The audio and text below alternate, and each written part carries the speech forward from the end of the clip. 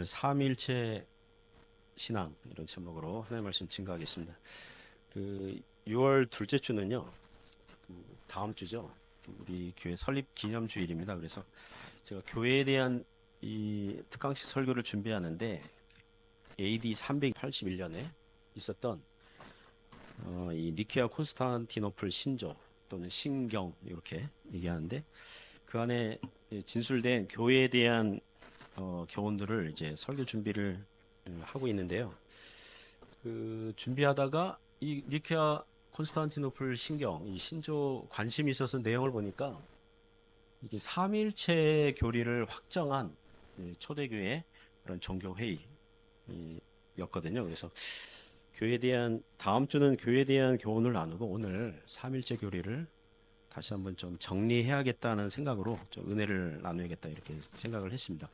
그래서 오늘 제가 설교하는 목표는 여러분들로 하여금 신약교회 2000년 동안 우리 신앙의 선배들이 믿고 고백하는 수준으로 이 삼위일체 이 교리를 다시 한번 정리를 하는 겁니다. 성경이 원하고 또 예수님의 사도들과 바울 사도가 바라고 그리고 AD 381년에 살았던 성도들도 알고 이해한 그런 수준으로 삼위일체 교리를 바르게 알고 또 정리하고 믿는 것 그게 목표예요. 제가 한 30분 정도 설교할 건데요. 교회 역사 2000년 동안 있었던 이 교리 논쟁을 30분 동안 이렇게 정리를 할 수 있을까요? 있습니다. 걱정하지 마십시오. 잘 따라오시면 됩니다. 몇 가지 교훈으로 은혜를 나누려고 합니다. 두 가지 교훈 말씀드릴 겁니다. 첫 번째는 교회는 삼위일체 신앙을 굳게 지켜야 한다는 것입니다. 아멘입니까? 교회는 삼위일체 신앙을 굳게 지켜야 됩니다. 여러분을 초대교회 시대 AD 300년대로 좀 이렇게 모시고 가려고 합니다. 인도하려고 그럽니다. 왜 교회가 삼일체 교리를 공개적으로 신조로 이제 고백하게 되었습니까? 거기에는 이단자, 그러니까 아리우스라는 사람이 있었습니다. 북아프리카 이집트의 알렉산드리아 교회 장로였습니다. 어떤 때는 장로라고 그러고 어떤 때는 사제라고 그러고 그런데 그 당시에는 목사급으로 보시면 돼요. 그 당시 초대교회 때 장로 그러면 목사예요. 목사급으로 보시면 돼요. 그러니까 설교도 하고 가르치고 그런 걸 사역을 했죠. 아리우스라는 사람이 성경을 보니까 시편에 보면 내가 너를 낳았도다. 그러니까 성부 하나님이 성자 하나님을 낳았도다. 이렇게 낳았다. 아버지가 아들을 낳았도다. 이렇게 말씀하거든요. 그러니까 아리우스라는 이 사람이 성경 보다가 그럼 예수님이 존재하지 않다가 성부께서 낳았구나. 그래서 존재가 시작됐구나. 그러면 이 예수님은 그 성부 하나님보다 좀 그 뭐라 그럴지 이렇게 좀 떨어지는 예? 그 신이 창조한 피조물 아니냐. 그리고 골로새서 1장 15절 보시면 예수님이 모든 피조물보다 먼저 나신 자니 이렇게 나오거든요. 먼저 나신 자니. 그러니까 그거 봐라. 예수님은 하나님이 아니시고 사람에 불과하다. 하지만 피조물들 중에서는 최고 단계의 피조물, 그 다음이 성령, 그 다음이 그런 사람들, 뭐 동식물들, 뭐 그거다. 이렇게 생각을 한 거예요. 여러분 성경 읽을 때요, 대충 읽으면 안 돼요. 조화롭게 읽어야 돼요. 이 구절과 다른 구절, 신약과 구약 이렇게 조화를 이루어야 돼요. 그러니까 내가 읽고 깨닫고 은혜 받았다 그래가지고 이게 진짜야 이러면 안 돼요. 다른 성경 말씀들, 성경에 있는 다른 구절들, 그리고 이미 신앙의 선배들이 주장한 정통 신학과 맞나 조화로운가 이런 걸 봐야 됩니다. 대학 때 제 친구가 그 지인과 약속 장소 그 해가지고 가야 될지 말아야 될지 막 고민했어요. 그래서 성경을 읽으면서 하나님 뜻을 찾아야겠다. 그러면서 뭐그 성경 읽더라고요. 하나님께서 가라고 그러면 가고 가지 말라고 그러면 가지 말아야겠다. 그런데 성경 딱 읽더니 하나님께서 가라고 하신다는 거예요. 제가 옆에 있었거든요. 그래서 아니 성경에 너 보고 어떻게 가라고 그런 말씀이 있냐 그러니까 딱 보여주더라고요. 복음서에 보면 예전 개역 한글판에는 예수께서 가라사대 이렇게 나오거든요. 지금은 예수님이 이르시되 이렇게 나오는데 지금 개역 개정판 봐라 예수께서 가라사대 이거 가라고 했잖냐. 제가 그거 보고 되게 막 폭소를 터트린 적이 있습니다. 물론 그 친구는 진짜로 약속 장소에 갔는데 그 뜻이 아니잖아요. 그거는 그 뜻이 아니잖아요. 제 선배 목사님이 말하기를 자기가 속한 그 목사님들 모여 있는 카톡방에 자기 동기 목사가 이런 식으로 글을 올렸대요. 자기가 성경을 읽다가 은혜를 받았는데 이런 식으로 그 글을 올린 거예요. 지금까지 그 누구도 깨닫지 못한 이 교훈과 은혜를 자기가 발견했다 그러면서 올린 거예요. 그러니까 이게 제 선배 목사님이 좀 잔소리 같은 훈수 이게 둔 거죠. 교회사 2000년 동안 그 누구도 깨닫지 못한과 교훈을 당신이 깨달았다면 그거는 거의 이단 교리일 수 있다. 이단 교리일 가능성이 높다. 하나님께서는 이미 기독교 교훈과 진리를 사도들을 통해서 신앙의 선배들을 통해서 말씀하신 줄 믿습니다. 우리가 할 일은 역사적이고 바르고 정통 신학과 교리를 잘 배우고 그 안에서 신앙이 자라면 되는 줄 믿습니다. 그게 안전한 거고요. 그게 견고한 거고요. 그게 바른 것인 줄 믿습니다. 다시 아리우스로 와가지고 아리우스가 알렉산드리아 지역에서 예수는 창조된 피조물에 불과하다 이렇게 주장을 하기 시작하니 그 지역의 총회장급 되는 이 알렉산더라는 목사님이 그건 이단교리다. 그거 가르치면 안 된다. 하나님 아버지와 예수 그리스도는 동일 다른 본질이 아니라 동일 본질이시다. 그런 주장하지 마라. 이렇게 했어요. 그런데 아리우스가 계속 그 자기 주장을 하니까 321년 AD 321년에 알렉산드리아 지역 오늘날 우리 교회 같으면 노회 지역 노회에서 지역 공의회에서 321년에 아리우스를 이단으로 파문을 합니다.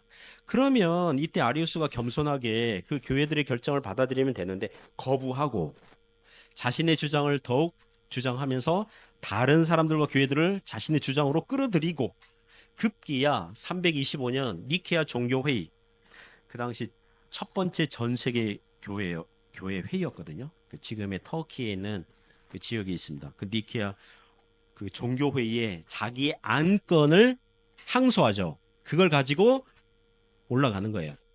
그럼 전 세계 교회가 모인 데서 내 주장이 맞나 당신 주장이 맞나 한번 따져보자 이러면서 가지고 간 거예요. 그래서 325년 니케아 공의회 전 세계 규모의 첫 번째 교회 회의였는데요. 그 당시 전 세계 교회라고 해봐야 북아프리카 일부 지역, 또 이스라엘, 또 시리아 지역, 터키 지역, 그다음 그리스 지역, 뭐 그 정도, 또 로마 지역, 뭐 그런 교회들이었거든요. 로마가 교회를 초대교회 핍박한 게 약 250년이거든요. 250년 핍박 기간에 신앙을 지킨 목사님, 장로님들, 뭐 성경 교사들이 어떤 사람 팔 하나 없고 어떤 사람 다리 하나 없고 고문 받아가지고 고문 당해가지고 막 그런 채로 막 모여 있으니까 얼마나 감격스러워요, 그죠? 그동안 핍박을 이겨낸 순교당한 사람도 있고 희생당한 사람도 있고 막 몸이 아프고 다친 사람도 있고 그런 사람들이 모여서 그렇게 하나님께 영광 돌리니 얼마나 감격스러워요. 동시에 여러분 마귀의 전략은요 크게 두 가지입니다. 로마 핍박이 끝났잖아요. 313년 밀라노 칙령에 의해서 교회 집회에 이제 자유를 허용합니다. 그리고 내부적으로는 뭐예요? 이단의 횡행, 거짓 교훈들을 일으키는 겁니다. 그래서 전 세계 그 종교 회의에 딱 모여서 너무 감격스러운데 다루는 안건은 뭐예요? 예수님은 피조물에 불과하다라는 아리우스 주장과 그리고 이 알렉산더를 모시고 이때 아타나시우스라는 20대 말 28, 29살 그 부제인데요. 이게 부목사급 이제 아타나시우스가 자기 알렉산더 목사님 모시고 그 자리에 참석해서 예수님은 하나님 아버지와 동일 본질의 신이시다. 요 두 가지 주장 이게 다투게 된 거예요. 이게 싸우게 된 겁니다. 당시 아리우스가 70세 좌우였고요. 아타나시우스는 뭐 30살 가까이 뭐 20대 말이었으니까 나이 차가 40년 되잖아요. 여러분, 진리는요. 나이 많으면 진리일까요? 여러분 중에 나이 많으신 분들 혹시 자존심 상하면 나이 많다고 진리일까요? 아니에요. 교회 오래 다녔다고 진리일까요? 그 사람 오래 다닌 사람이 얘기하는 거라고 진리일까요? 아니에요. 나이 많은 사람이 혹은 교회를 오래 다닌 사람이 말한다고 해서 진리가 아니고요. 진리 여부의 판단은 오직 성경과 그 성경을 가르쳐준 사도들의 교훈의 전통 안에 있는 줄 믿습니다. 저는 이런 상상하곤 해요. 제가 설교하잖아요. 제 설교문을 뭐 천국에는 예수님의 사도들과 바울 사도가 제 설교문을 딱 설교 원고를 이렇게 이렇게 점검한다고 해요. 그러면 우리가 전했던 거와 동일하게 하는구나. 그러면 좋겠어요. 이게 천국 가가지고 나중에 오목사 잘했어. 뭐 이렇게 해줬으면 좋겠어요. 사도들이 바로 그러한 동일한 바른 교훈 안에 오늘날 교회가 자라면 되는 것입니다. 아타나시우스가 아리우스의 주장을 들어보니 만일 아리우스처럼 예수님이 그냥 하나님의 피조물에 불과하다면 어떤 문제가 발생합니까? 하나님이 아닌 사람이 다른 사람의 죄를 대속할 수 있습니까? 100% 하나님이 아닌 피조물에 불과한 사람이 뭐 피조물 중에 최고 단계 피조물이든 뭐든 상관없이 하나님이 아닌 존재가 다른 사람의 죄를 대신해서 십자가에 죽었다 하여 그 사람 믿는 사람들의 죄를 용서할 수 있습니까? 아닙니다.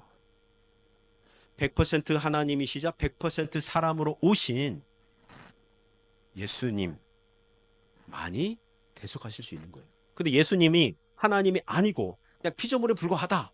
그러면 구원은 날아가 버리는 거거든요. 우리 구원은 있을 수가 없는 거예요.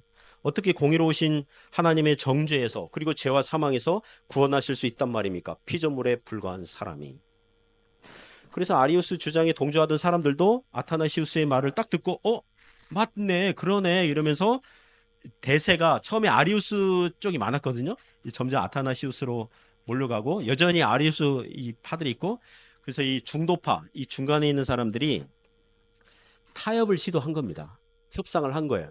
자, 아리우스 장로님, 당신도 양보하고, 자, 아타나시우스, 당신도 양보를 해서 좋아. 피조물은 아니야. 예수님이 하나님이 창조한 피조물은 아니야. 대신 하나님과 동일 본질이 아니라 유사한, 비슷한 그런 본질이라고 정하자. 이렇게 한 거예요. 이게 바로 저기 저 밑에 보시면 호모 우시우스가 이 본질이라는 뜻이고 호모 우시우스. 그다음 유사 비슷하다가 호모이 예 호모이. 그러니까 영어로 얘기하면 아이가 있냐 없냐 예 빠져 있냐 이걸로 이제 그 결정이 된 건데 그 아타나시우스에게 들어보니 유사 본질이라고 얘기해 버리면 예수님이 하나님과 비슷한 본질 성부 하나님과 동등한 동일한 본질이 아니라 비슷한 그런 본질이라 그러면 어떤 문제가 발생합니까? 그러면 사람들은 분명히 그 순서를 뭐죠? 차등과 우열을 나누게 되고 그렇잖아요. 그럼 어쨌든 예수님은 성부 하나님과는 동일한 본질이 아니시니 뭔가 하등급 그렇잖아요. 성부 하나님보다 더 못한 신에 불과하니 여전히 구원의 문제는 남아있고 그리고 성경의 말씀과 다르다. 그래서 끝까지 동일 본질을 주장합니다. 그래서 325년의 니케아 종교회의에서 요한복음 10장 30절 보시면 이런 말 있잖아요. 나와 아버지는 하나이니라. 그러지. 나와 아버지는 비슷할 걸 뭐 이렇게 하지 않잖아요. 그렇잖아요. 그러니까 니케아 종교 325년 니케아 종교 회의에서 예수님은 하나님과 동일 본질이시라는 이 삼위일체의 교리가 선언된 줄 믿습니다. 그래서 얼마 안 가서 아리우스 죽고 알렉산더 그 목사님도 죽고 아타나시우스가 이 삼일체 교리를 주장하는 선두주자에게 서게 돼요. 근데 아리우스 파도 만만치 않아 가지고 그 이후에 로마 황제가 이렇게 바뀌잖아요. 그러면 영향력을 끼쳐서 이 아타나시우스 이 파를 핍박하게 한 거예요. 그래서 아타나시우스가 30대 초반에 알렉산드리아 주교가 되었는데 46년 동안 주교 자리에 있었는데 5번 추방돼요. 그러니까 반대파 황제가 나오면 추방하고 그 다음 온건한 황제가 오면은 다시 불러들이고 이렇게 5번 추방돼요. 도합 17년 동안 이 도망자 신세 살게 됩니다. 그래서 아타나시우스 별명이 라틴어로 콘트라 무눔 온 세상에 맞서는 자 이런 별명을 갖게 됩니다. 1900년대 초에 영국의 작가이자 기독교 변증가 G.K. 체스터턴은 그의 책에서 아타나시우스에 대해서 이렇게 평가를 해요. 아타나시우스의 위대함은 그가 온 세상이 반대할지라도 한 아이가 해변에서 파도에 맞서는 것처럼 진리를 위해 외로이 서 있었는데 그 이후에 19세기에 여호와의 증인이라는 이단이 나오고요. 17세기, 18세기, 19세기 가면서 유니테리안 교회가 있어요. 유니테리안 교회 미국에 많이 있습니다. 그리고 19세기, 20세기에 오면서 자유주의 신학자들과 그 교회들이 아리우스와 비슷한 주장을 해요. 뭐냐 하면 예수님은 사람에 불과하다. 도덕적인 모범을 따를 만한 사람에 불과하지 하나님이 아니다. 어떻게 하나님이 셋이 하나가 되고 하나가 셋이 되냐? 도무지 이해하기 어렵다. 그러니까 예수님은 사람에 불과하다. 하지만 매우 선한 사람, 도덕적으로 따를 만한 사람에 불과하고 신은 아니다.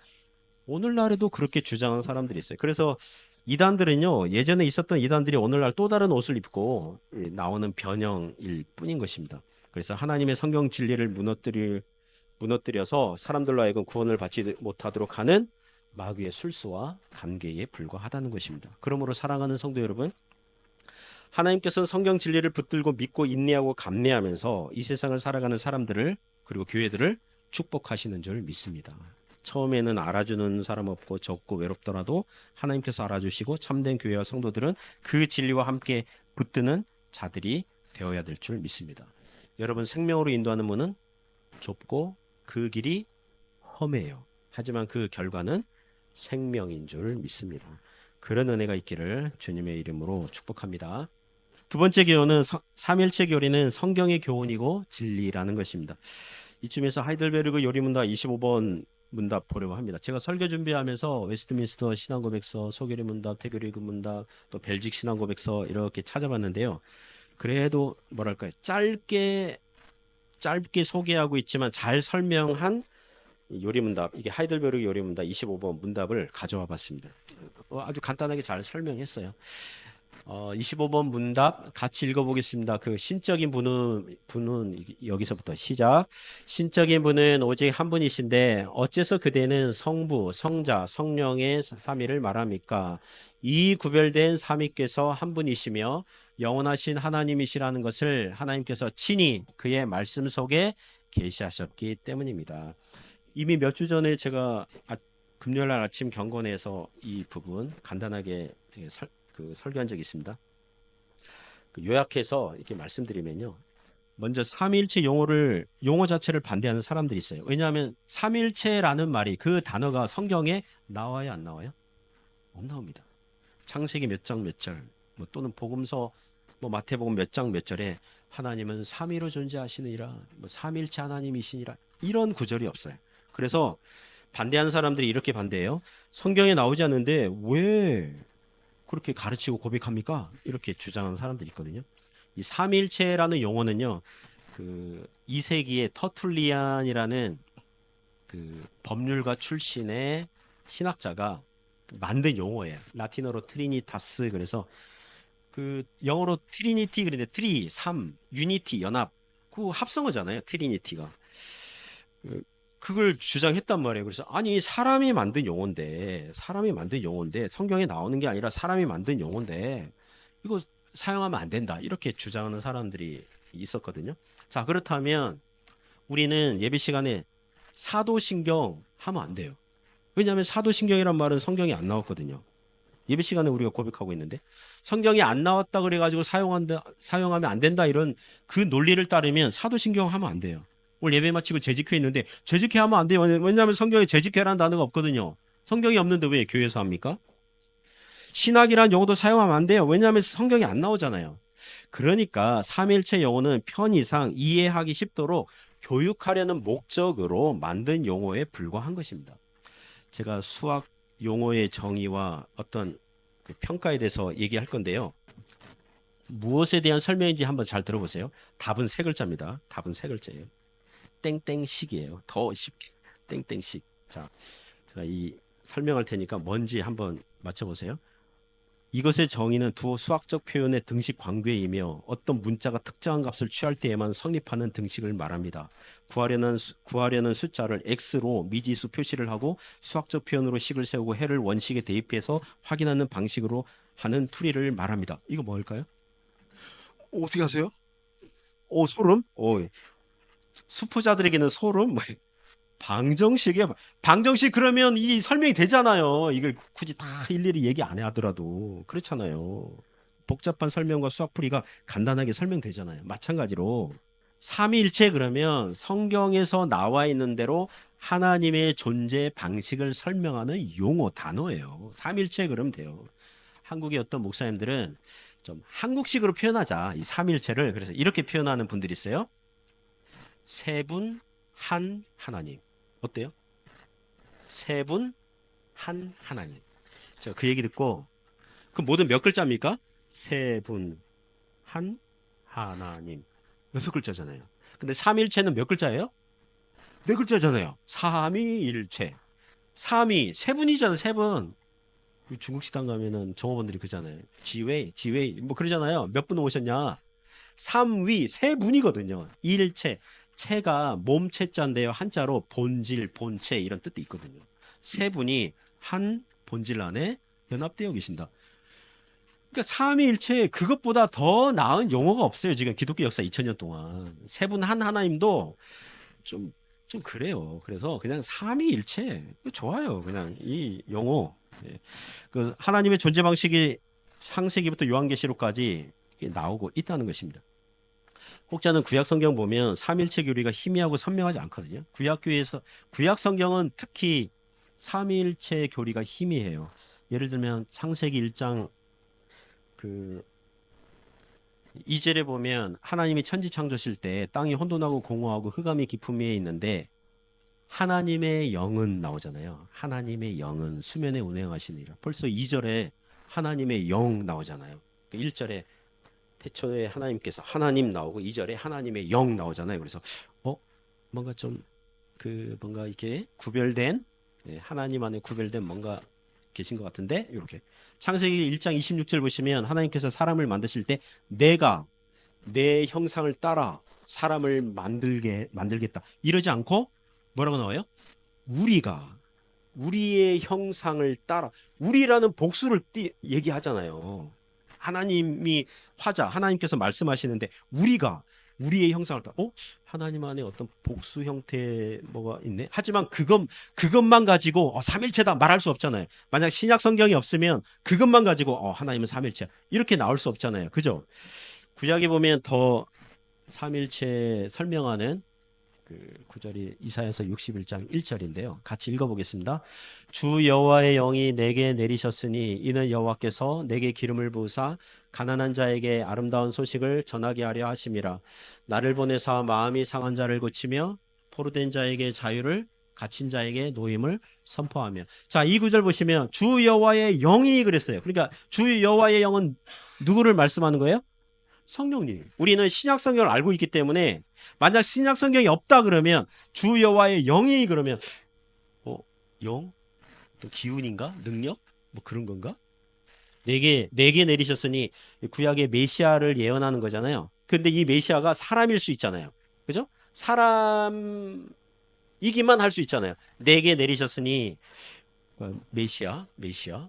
이는 여호와께서 지금 우리는 신약 성경을 이미 알고 있기 때문에 성령님께서 예수님에게 임재하시고 하나님께서 그 메시아 직분을 주셔서 복음을 전하게 하시는구나. 이렇게 해석을 할 수 있잖아요. 그러나 신약 성경이 없다 그러면 이것만 보고 하나님은 삼일체 하나님이다. 지금 유대인들이 구약 성경만 있잖아요. 삼일체 하나님 믿어요, 안 믿어요?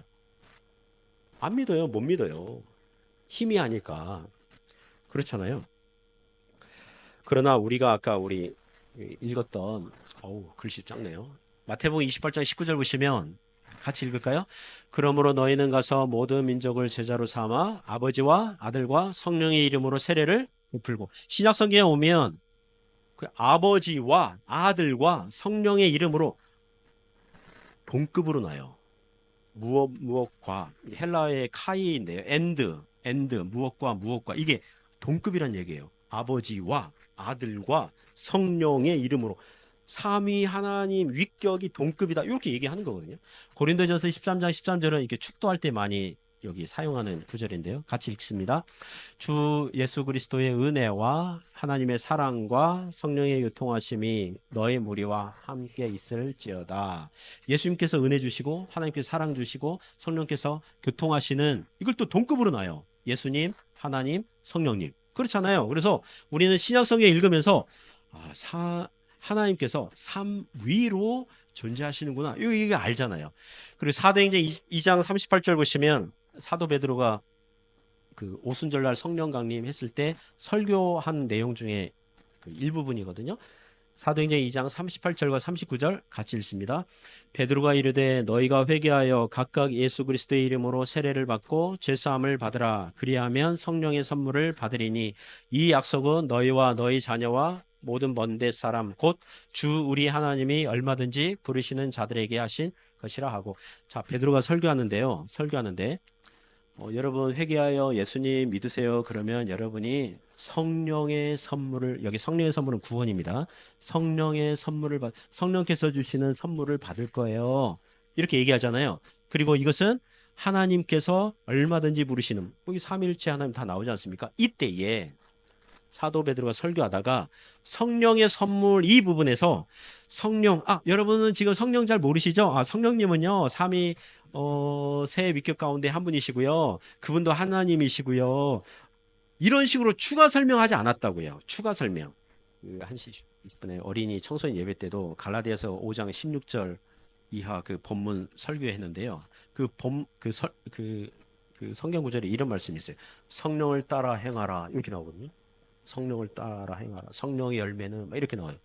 이때에 사도 바울이 여기서 성령님은 제3위 중에 세 번째 위격이시고요. 예수 그리스도 하나님이 보내셨고 아버지 또 아들도 보내신 그런 분이시고요. 그 보혜사 역할을 이렇게 추가 설명하지 않고 그냥 자연스럽게 물 흐르듯 그냥 성령을 따라 행하라, 이렇게 말씀하고 있다고요. 그 말은 초대교회 성도들이 성령님을 알았다는 거예요, 몰랐다는 거예요? 알았다는 거예요. 이미 전제되어 있는 거예요. 이미 성도들이 알고 믿고 전제되어 있는 거예요. 추가로 설명하지 않더라도 이미 알고 있기 때문에 자연스럽게 성령님을 거론하고 언급하고 말씀하고 있는 거예요. 여러분 설교 들으면서 이런 생각을 할 수 있습니다. 목사님 그 당연한 얘기를 왜 그렇게 힘줘서 합니까? 지금 구약 얘기하려고 하는 거예요. 구약 얘기하려고. 자, 그렇다면 이와 같이 신약성경에 선명하고 분명하게 계시된 삼일째 하나님이란 관점으로 구약을 보니까 아까 창세기 1장 2절에 땅이 혼돈하고 그거 하고 흑암이 깊음이 있고 하나님의 영은, 그 하나님의 영은 누구예요? 성령님. 창세기 1장 26절에 우리가 우리의 형상을 따라 우리라고 했어요. 그러면 그 우리는 누구예요? 하나님께서 삼위일체로 존재하시는구나. 그리고 아까 이사야서 61장 1절에도 여호와 영이 성령님이 내게 그리스도에게 내리셨으니 이는 여호와께서 하나님 성부 하나님께서 그리스도와 함께 하셨구나. 구약을 잘 이해할 수 있잖아요. 그죠? 여러분 이것은 구약 성경에 없던 게 신약 성경의 삼위일체 하나님을 선명하게 알고 만든 게 아니라 이렇게 비유할 수 있어요. 예전에 전기가 없었을 때는요, 집에 뭐 사용했습니까? 호롱불, 등불, 촛불 사용했습니다. 제가 어릴 때도 시골에 놀러 가면 친척 어른 집에 밤되 전기량이 또 이렇게 약했기 때문에 그때는 희미하잖아요. 밤에 집안에 물건들이 희미하게 보인단 말이에요. 근데 나중에 전기가 들어오고 전력망이 우리나라가 빵빵하게 되었을 때, 잘 되었을 때 이제 전기불 딱 켜지 않습니까? 예전에 호롱불 아래에서 희미하게 보이던 물건들이 전기불 딱 들어오니까 어때요? 집안에 있는 물건들이 예전에 희미하게 보이는데 이제는 선명하게 보이는 거예요. 분명하게 보이는 거예요. 이와 같은 거예요. 신약 성경의 눈으로 구약 성경을 보니까 구약에서도 삼위일체 하나님이 잘 보여요? 아니면 여전히 희미하게 보여요? 잘 보이는 거예요. 할렐루야. 그래서요, 구약 성경 읽을 때에 삼위일체 하나님이시구나. 예를 들어서 신명기 6장 4절에 이런 말씀이 있습니다. 신명기 6장 4절 같이 읽습니다. 이스라엘아 들으라, 우리 하나님 여호와는 오직 유일한 여호와이시니. 우리 성도들 중에요, 성경 구약 성경 읽을 때 여호와 그러면 성부 하나님 이렇게 딱 공식처럼 돼 있거든요. 여기서 여호와 하나님은 그러면 이 여호와라는 이 하나님 이 이름 안에 성자 하나님은 없어요? 성령 하나님은 없어요? 이 구절에서 신명기 6장 4절에서 이스라엘아 들으라, 우리 하나님 여호와는 오직 유일한 여호와이시니 할 때 이 여호와 하나님은 성부 하나님 단독 신이에요? 아니면 삼위일체 하나님이세요? 삼위일체 하나님이십니다.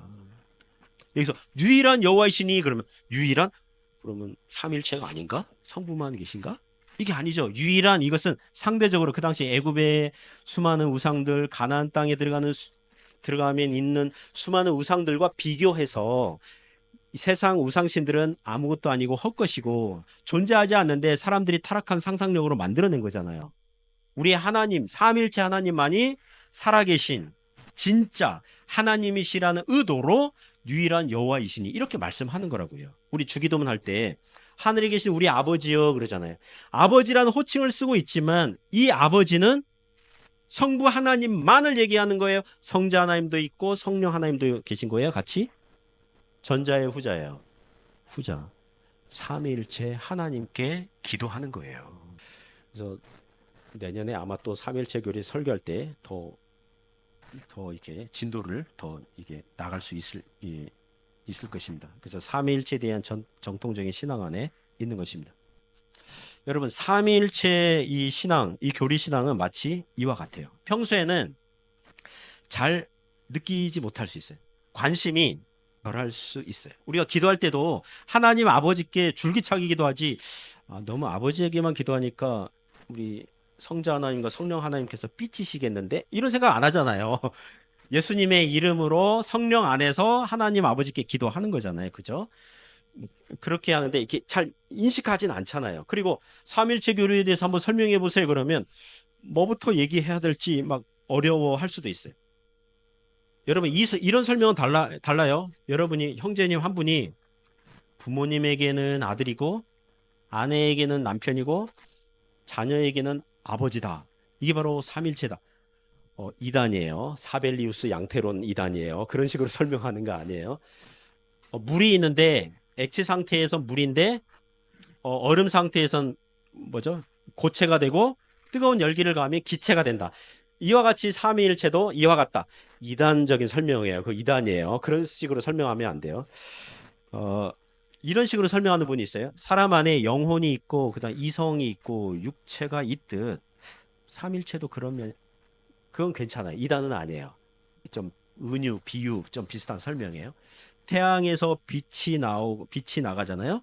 지구에 도달하면 지구가 따뜻해지잖아요. 그러니까 삼위일체도 성부께서 아들을 보내시고 성령님이 함께 하시면 뭐 그런 식으로 설명하는 분들이 있는데 이단은 아니에요. 봐줄 수 있어요. 봐줄 수 있지만 그렇게 설명한다 한들 그냥 뭐라 할까요? 좀 뜬구름 잡는 것 같은 느낌 받을 수 있어요. 그 신앙은 사고력, 이해력으로 해야 되는데요. 암기력이 필요한 게 있어요. 뭐냐 하면 특히 삼일체 같은 경우가 암기력이 필요해요. 수학 방정식처럼 외워야 되는 게 있어요. 1 더하기 1은 2, 약속이에요. 영어 문법이 어떻게 됩니까? 주어 다음에 동사가 와요. 그리고 목적어가 나와요. 중학교 때인가 영어 시간에 우리 친구가 선생님한테 선생님 왜 아니 한국은 주어 그다음 목적어 다음 저기 뭐죠? 동사가 제일 중요하잖아요. 그래서 한국말은 언제까지 들어봐야 돼요? 끝까지 들어봐야 돼요. 왜냐하면 동사가 이게 어떻게 될지 모르니까. 근데 영어는 왜 이래요? 그러니까 선생님이 그러더라고. 원래 그래. 원래 그래. 원래 그래. 그냥 외워야 돼. 그냥 약속이 그냥 외워야 되고 그냥 이해해야 되는 거예요. 그러나 악한 마귀가 사람들의 불신앙적인 합리주의 이성으로 공격할 때에 이렇게 얘기할 때 사람이 어떻게 하나님도 되고 뭐 사람도 되고 이게 말이 안 되지 않냐. 아들이 어떻게 감히 하나님과 동등되다고 말할 수 있냐. 이거 기독교 너무 그거 불효 아니냐. 그 성령님은 어떤 기운, 에너지, 무슨 능력에 불과한 거 아니냐. 인격적인 신이 아닌 거 아니냐. 이렇게 할 때에 우리는 이 삼위일체 신앙을 꺼내드려야 되는 거죠. 성령의 검을 꺼내드려야 되는 거죠. 그때는 맞서 싸워야 되는 거죠. 그죠? 또 이단들이 예수님을 하나님 자리에서 끌어내려가지고 이단 교주가 예수님 자리 차지하려고 할 때, 그리고 예수님을 그냥 도덕적으로만 본받을 만한 선한 사람으로만 이해하고자 할 때에, 여러분 이런 말을 조심하세요. 유튜브 방송에 보면 목사님끼리 또는 신학자끼리 이렇게 천국과 지옥 이런 거 얘기하지 말고 현실에서 빛과 소금으로 어떻게 살 것인가 그런 걸 얘기하자. 막 이렇게 주장하는 분들이 있거든요. 매우 조심합니다. 천국 지옥 얘기해야 돼요. 얘기해야 된다고요. 부활 얘기해야 된다고. 예수님의 성육신 얘기해야 되고요. 삼일체 하나님 얘기해야 돼요. 어떻게 하나가 셋이 되고 셋이 하나가 되냐? 이런 거 따지지 말자. 매우 위험한 거예요. 같이 따져야 돼요. 같이 얘기해야 된다고요. 같이 얘기해야 돼요. 그래서 우리가 하나님을 알아가는 은혜 안에서 자랄 때 성경에 나오는 어려운 주제를 만들 때에 특히 삼일체 교리, 예정론 교리, 종말론 말씀들 이렇게 만날 때에 사도 바울과 신앙의 선배들이 얘기했던 것처럼 표현했던 것처럼 에베소서 3장 1장 3절 말씀드리겠습니다. 찬송하리로다 하나님 곧 우리 주 예수 그리스도의 아버지께서 그리스도 안에서 하늘에 속한 모든 신령한 복을 우리에게 주시되. 사랑하는 성도 여러분, 삼일체 신앙 접할 때에 성경 말씀 우리가 깨닫고 이해하고 알아들을 때에 먼저 하나님께 찬양이 나오기를 축복합니다. 먼저 하나님께 찬양해야 돼요. 사랑하는 성도 여러분, 우리 삼위 하나님은 우리를 사랑하셔서 우리 죄를 용서하시고 구원하시려고 자기 아들을 아끼지 아니하시고 내어주신 하나님이신 줄 믿습니다. 예수님께서 구원하시는 사역을 하는 동안 성령님께서 예수님과 능력으로 함께 하셔서 구원 사역을 다 이루게 하시고, 예수님 부활 승천하셨잖아요. 성령님 보내주셨잖아요. 그죠? 예수님께서 다시 오시기 전까지 우리와 영원히 함께 하시면서, 여러분 천국 가도 성령님은 우리와 함께 하세요. 영원히 함께 하실 거예요. 함께 하셔서 하나님의 자녀와 백성으로 살아가게 하시는 줄 믿습니다. 이런 질문하면 주님은 성경은 답하지 않아요. 뭐냐면, 왜 우리를 사랑하세요? 왜 하필 저를 구원하셨어요? 왜 우리를 구원하셨어요? 다른 사람도 있는데 안 믿는 사람 많은데 왜 저를 구원하셨어요? 잘 몰라요. 왜 날 사랑하나? 몰라요.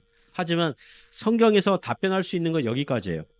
하나님께서 창세전에 우리를 구원하시기로 정하셨다는 것. 그거 기뻐하셨다는 거예요.